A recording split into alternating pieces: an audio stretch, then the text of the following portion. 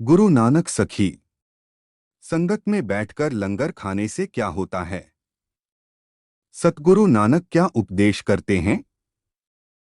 साध संगत जी, आज की साखी संगत के लिए लंगर लगाने वाले लोग, संगत की सेवक करने वाले लोग क्या हासिल करते हैं? सतगुरु नानक संगत की सेवा करने वालों को क्या कहते हैं? आइए बड़े ही प्रेम और प्यार के साथ आज का ये प्रसंग श्रवण करते हैं। साध संगत जी, भाई सेठा, भाई उगबंदा और भाई सुभागा, यह तीनों चुनियापुर में रहते थे और जात के अरोड़ा थे। यह गुरु सिखों की बहुत सेवा करते थे और रात को जागकर गुरु को हृदय में धारण करते थे, भूखे को भोजन देते थे और नंगों को देखकर उन्हें वस्त्र प्रदान करते थे। तो उन्होंने सत गुरु अर्जन देव जी महाराज जी से पूछा कि हे गुरु जी, हम जो भोजन पितरों के लिए बनवाते हैं, क्या वह भोजन उनको पहुंचता है या फिर नहीं?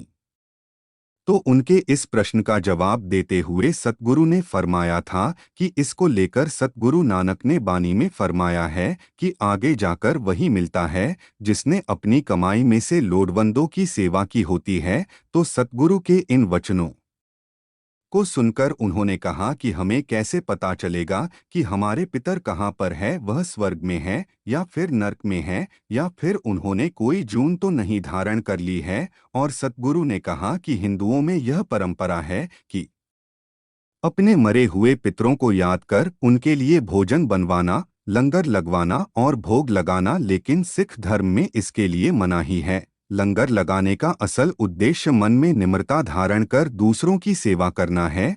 संगत में बैठकर लंगर खाने से मन निर्मल होता है, अहंकार का नाश होता है। चार वर्णों के सारे पितर ब्राह्मणों में प्रवेश करते हैं और सिखों के जो पितर है वह उन्हीं में निवास करते हैं। सतगुरु नानक ने फरमाया है, पितर पी भपरे कयूं क्यों पावे, कौआ कूकर खाई। जिस तरह डोर के साथ बंधी हुई पतंग धरती की तरफ झूलती है, इस तरह पितरों की विधि बन आती है। तो साध संगत जी, इस तरह वचन हुए। भाई बेड़ा और भाई जेठा सेठी दोनों सतगुरु अर्जन देव जी महाराज जी के पास आए और सतगुरु से कहने लगे कि हे गुरु जी, हम आपकी आज्ञा में रहते हैं, आपके वचनों की पालना करते हैं, लोड़बंदों की सेवा करते हैं, संगत की सेवा करते हैं। हमें अपनी आज्ञा मानने का बल बख्शे। और वह कहने लगे कि ब्राह्मण हुजता करते हैं और कहते हैं कि हम 5 प्रकार की हिंसा हर रोज करते हैं। उखली में चावल छोड़ते हैं, उसमें कूटने की हिंसा है। चक्की पीसते हैं, उसमें पीसने की हिंसा है। झाड़ू फेरते हैं, उसमें लपाई की हिंसा है। और चूल्हे में जो घी हम साड़ते हैं वह हिंसा मानते हैं। और जल भी पाप का कारण बनता है। इस तरह हम 5 हिंसा भाव की पाप करते हैं। और वे कहने लगे कि ब्राह्मण कहते हैं कि हम इन 5 की आहुति देते हैं, इसलिए हम इस हिंसा से बच जाते हैं और भोजन को पवित्र कर लेते हैं। लेकिन आप ऐसा नहीं करते और पाप करने की प्रक्रिया में शामिल होते हो। तो ये सुनकर सतगुरु अर्जन देव जी महाराज जी ने कहा कि आप जब संगत को भोजन करवाते हो और आप सबकी सेवा करके अंत में खुद ग्रहण करते हो, इसे भोजन पवित्र हो जाता है। क्योंकि अग्नि देवता तो पहले ही हमारे शरीर के अंदर है, चेतन रूप में नारायण सब में है और सूरज सबके नेत्रों में है। हमारी दोनों नाकों में अश्वनी कुमार देवता है और दिशपालक देवते हमारे कानों में है। हमारी जीवा के ऊपर वरुण का वासा है। अपने रोमों को सारी वनस्पति समझे। और सतगुरु कहने लगे कि देवताओं का मालिक इंद्र है। प्रज्ञापति देवता लिंग को जानो और अपने चरणों में प्रभु विष को पहचानो। पवन देवता को अपनी चमड़ी में जानो। इस तरह सभी देवता हमारे शरीर में विराजमान हैं। वाहेगुरु का नाम लेकर जब ग्राही मुंह में डालते हो तो सभी देवताओं को तृप्त कर लेते हो। और जो सिखों को गुरु हित के लिए देते हैं वह बाद में महान फल प्राप्त करते हैं। जो अरदास कर कर प्रसाद बांटते हैं उनके सभी विघ्न दूर हो जाते हैं।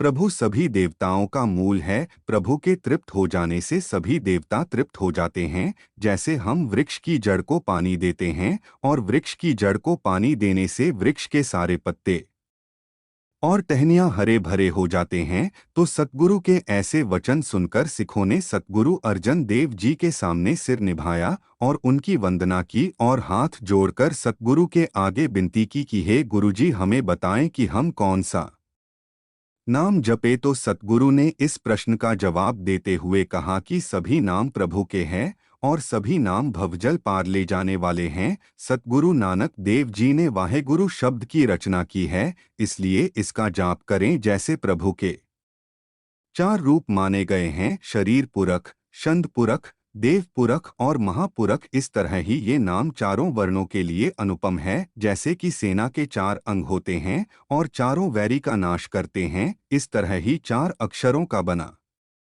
वाहेगुरु शब्द वेरियाएं और पापों का नाश करता है। चारों वेदों को रिडक कर ये सार निकाला है और वाहेगुरु शब्द जहाज है और सिखों को तारने के लिए बना है। सिख इसकी महिमा जानकर इसका जाप करते हैं, उनके लिए कोई और कर्तव्य नहीं रहा है। जिसने वाहेगुरु नाम अपने हृदय में बसा लिया है, उसने समझो चारों पदार्थ अपनी तली में धर लिए है। भाव चार पदार्थ उसने पा लिए है। इसका कहाँ तक महात्मा बताया जाए। इसके सिमरन के साथ आत्मज्ञान प्राप्त हो जाता है। इसका सिमरन करने से उनके भाग जागे हैं। तो साध संगत जी, वहां पर एक सिख रविदास नाम गांव में रहता था। उसने सतगुरु अर्जन देव जी से कहा कि गुरु जी, मैं आपके द्वारा रची हुई वाणी को पढ़ता हूँ और उस पर विचार करता हूँ, लेकिन मन से बुरे ख्याल नहीं जाते। यह बुरी मत के पीछे पड़ा रहता है। मैं इसका क्या करूं। तो उसके इस प्रश्न का जवाब देते हुए सतगुरु ने कहा कि सफेद कपड़े को जल्दी ही रंग चढ़ जाता है, लेकिन मैले कपड़े को रंग नहीं चढ़ता, लेकिन उसको धुलने से उसकी मेल उतर जाती है। उसके बाद अगर उसको रंगा जाए तो रंग जल्दी चढ़ जाता है। तो ये सुनकर वह सिख बोला कि गुरुजी, सुखम मन को कैसे भुला जाए, मैं अनजान हूँ, कृपया कर मुझे बताएं। तो सतगुरु ने श्री गुरु नानक देव जी की वाणी का उच्चारण करते हुए कहा कि जप जी साहब में फरमाया है, भरिए हथ पैर तन देह पानी धोते उतरस खेह, मूत पुलिति कपड़ होए देह साबुन लाइए ओ धोए, भरिए मत पापा के संग ओ धोपे नावे के रंग। जिसका अर्थ है कि अगर हाथ पैर मिट्टी से भर जाएं, अगर गंदे हो जाएं, तो उसको पानी से धुला जा सकता है और पानी से धोने से वह साफ हो जाते हैं। और अगर कोई कपड़ा पेशाब आदि से गंदा हो जाता है तो उसको साबुन आदि से धुलकर साफ कर लिया जाता है। परंतु अगर पाप करने से बुद्धि भ्रष्ट और अपवित्र हो जाए तो उसको सिमरन और भक्ति के साथ ही पवित्र और स्वच्छ किया जा सकता है। शरीर और वस्त्र जो स्थूल है वे तो जल और साबुन से धुले जा सकते हैं। बुद्धि और पाप को सूखम जानो, ये मन को महान मलिन करते हैं। सतनाम ही सूखम है, जिसका सिमरन करने से सारी मेल धुल जाती है, जिसका जाप करने से प्रभु के प्रेम का रंग चढ़ जाता है और प्रभु जाप करने वाले को अपने आप में मिला लेता है। और सतगुरु कहने लगे कि श्रद्धा और धीरज को अपने हृदय में धारण करो और गुरु वाणी पढ़कर और विचार कर उस पर अमल करो और नाम का सिमरन करो ताकि पापों की मैल दूर हो जाए। ऐसे धीरे धीरे आप गुरमत हासिल कर लोगे। लाखों जन्मों के पाप भजन करने से दूर हो जाते हैं। यह सुनकर सिखों ने मन में श्रद्धा धारण की और उनके मन में धीरज आया और प्रभु के नाम का सिमरन करने लगे। वह लिव जोड़कर वह शब्दों का गायन करते थे और एक मन होकर अर्थ सुनाते थे। विचार कर कर मन कोमल हो जाता था और प्रभु को हृदय में धारण कर रखते थे।